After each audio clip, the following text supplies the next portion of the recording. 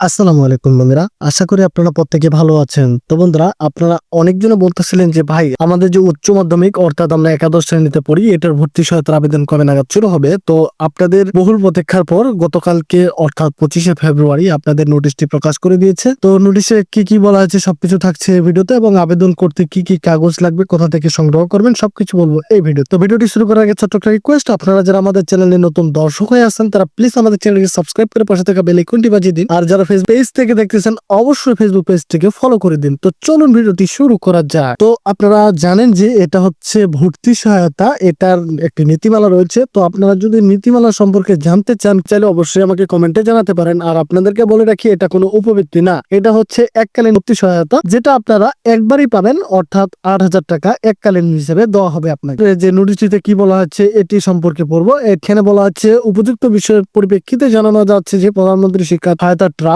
কর্তৃক মাধ্যমিক ও উচ্চ শিক্ষা অধিদপ্তর, কারিগরি শিক্ষা অধিদপ্তর এবং মাদ্রাসা শিক্ষা অধিদপ্তরের অধীনে বিভিন্ন সরকারি ও বেসরকারি শিক্ষা প্রতিষ্ঠান 2024-25 শিক্ষাবর্ষে উচ্চ মাধ্যমিক ও একাদশ শ্রেণীতে ভর্তিকৃত এবং অধ্যয়নরত অসচ্ছল মেধাবী শিক্ষার্থীদের শিক্ষা প্রতিষ্ঠান ভর্তি নিশ্চিতকরণে ভর্তি সহায়তা প্রদান করা হবে। সচ্ছল মেধাবী শিক্ষার্থীদের শিক্ষা প্রতিষ্ঠানে ভর্তি নিশ্চিত করে ভর্তি সহায়তা প্রদান নীতিমালা 2020 অনুসারে 2024-25 শিক্ষাবর্ষে সরকারি ও বেসরকারি শিক্ষা প্রতিষ্ঠানের উচ্চ মাধ্যমিক, একাদশ ও সমমানের শ্রেণী ভর্তিকৃত অধ্যয়নরত অসচ্ছল পরিবারে মেধাবী শিক্ষার্থীকে ভর্তি সহায়তা প্রাপ্তির জন্য এই যে আপনারা ওয়েবসাইটটি দেখতে পাচ্ছেন www.eservice.pmed/admission। তো এই লিংকে গিয়ে আপনারা আবেদন করতে হবে। তো আবেদন করতে এখানে কি কি লাগতেছে আমরা আগে আপনাদেরকে বলি। তারা বলছে যে এখানে সর্বপ্রথম আপনার যে কাজটি করতে হবে, সর্বপ্রথম আপনাকে প্রতিষ্ঠান হতে সুপারিশ গ্রহণ করতে হবে। তো প্রতিষ্ঠান হতে আপনারা কিভাবে সুপারিশ গ্রহণ করবেন, অর্থাৎ তারা বলে দিয়েছে 3 নম্বরে প্রধানমন্ত্রী শিক্ষা সহায়তা ট্রাস্ট কর্তৃক ওয়েবসাইটে ভর্তি সহায়তা সেবা বক্সে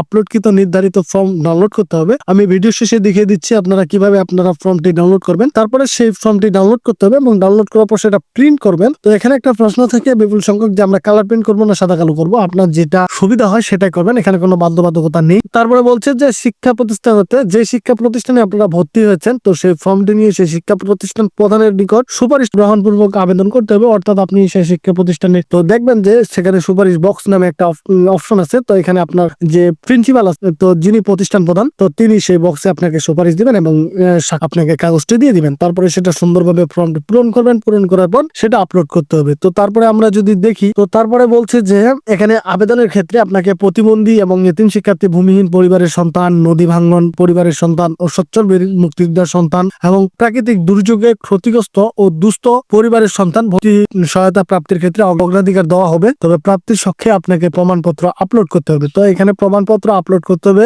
আপনাকে, যে হয় প্রতিবন্ধী, আপনি যে এতিম শিক্ষার্থী, বীর মুক্তিযোদ্ধা যারা আছেন, তো তাদেরকে এখানে প্রত্যয়নপত্র প্রমাণক হিসেবে দিতে হবে। তবে এখানে ভূমিহীন পরিবার কিংবা দুস্থ পরিবার এগুলার মধ্যে প্রত্যয়নপত্র আপনি যদি চান দিতে পারেন, সেটা আপনি পাবেন আপনাদের ইউনিয়ন পরিষদ বা। তো তারপরে তারা বলছে যে 7 নম্বরে উচ্চ মাধ্যমিকের একাদশ শ্রেণী তো 2024-25 শিক্ষাবর্ষের ভর্তিকৃত অধ্যয়নরত সচ্ছল মেধাবী শিক্ষার্থীদের শিক্ষা প্রতিষ্ঠান নিশ্চিতকরণে ভর্তি সহায়তার অনলাইনে আবেদনের ক্ষেত্রে আপনাকে এসএসসি সমমানের যে উত্তীর্ণ হয়েছেন একাডেমিক ক্লাসমেট রয়েছে, তো সেটার কপি দিতে হবে। তো এই ছিল মোটামুটি করে কাগজপত্র। তো শেষে তারা বলছে যে আবেদন কবে হবে। তবে এখানে একটা কথা বলে রাখি, এখানে তারা সুন্দরভাবে বলে দিয়েছে যে আবেদন করার সময় অবশ্যই আপনাকে ডাক ও টেলিযোগাযোগ প্রযুক্তি মন্ত্রণালয়ের ডাক বিভাগের মোবাইল ফিনান্সিয়াল সার্ভিস হিসেবে শুধুমাত্র সচল নগদ অ্যাকাউন্ট এন্ট্রি করতে হবে। তো এখানে আপনারা অন্য কিছু অ্যাকাউন্ট দিতে পারতেছেন না, অবশ্যই আপনাকে শুধুমাত্র নগদ এন্ট্রি দিতে হবে। তো এখন আপনাদের প্রশ্ন যে আবেদন শুরু হবে কবে। তো এখানে আবেদন শুরু হচ্ছে 5 মার্চ সকাল 9টা থেকে 10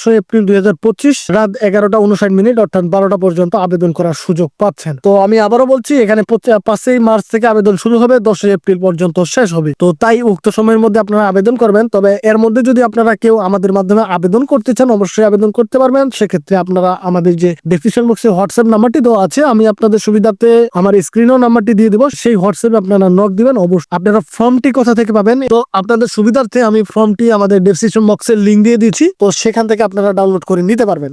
তো এই ছিল আজকের মোটামুটি করে ভিডিও। তো পরবর্তীতে আমরা ভিডিও নিয়ে আসবো কিভাবে আবেদন করতে হয়। তো সে পর্যন্ত সবাই ভালো থাকবেন, সুস্থ থাকবেন এবং আমাদের জন্য দোয়া করবেন। আসসালামু আলাইকুম।